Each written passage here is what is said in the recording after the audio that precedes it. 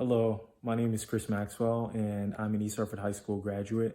I graduated in 2005, and I basically spent my entire childhood in East Hartford. I went to Pitkin school, I went to East Hartford Middle School, and then off to East Hartford High School.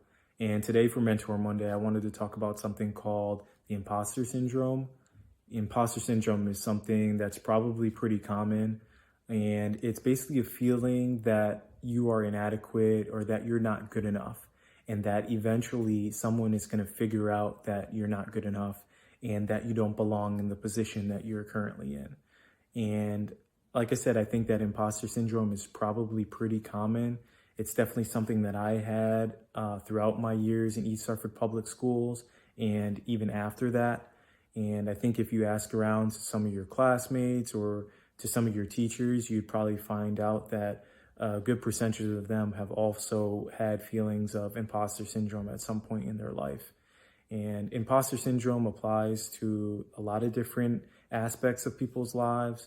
So it obviously applies to schoolwork and to the classroom, the feeling that, your peers may be smarter than you or that you don't belong in the class that you're currently in.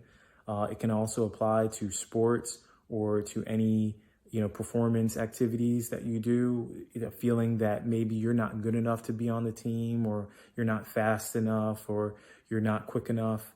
And it can also apply to, family life, into relationships, that the feeling that you're not good enough for a significant other. And I'm here to say that the way to combat those feelings of imposter syndrome is through perseverance and the fact that you are good enough, and that in any position that you're currently in, you deserve to be there, and you've worked really, really hard to get to that position, and you deserve everything that comes with that. And just to give a little bit of my story, after East Hartford High School, I graduated and I went off to college in Boston.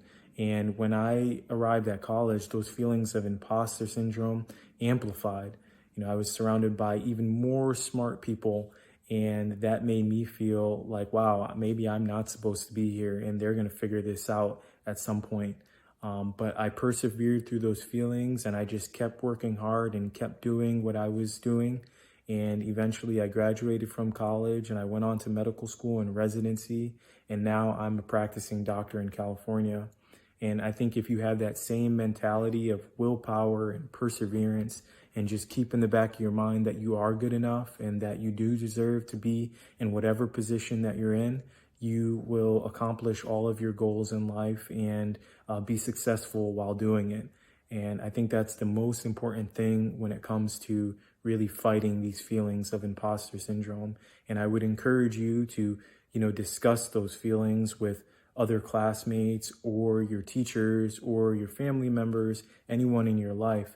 Because like I said, I think you'll find that a lot of people kind of have those same feelings, and maybe they will have some tactics to how they cope with those feelings or how to move past them. So the bottom line is you are good enough. Happy Mentor Monday.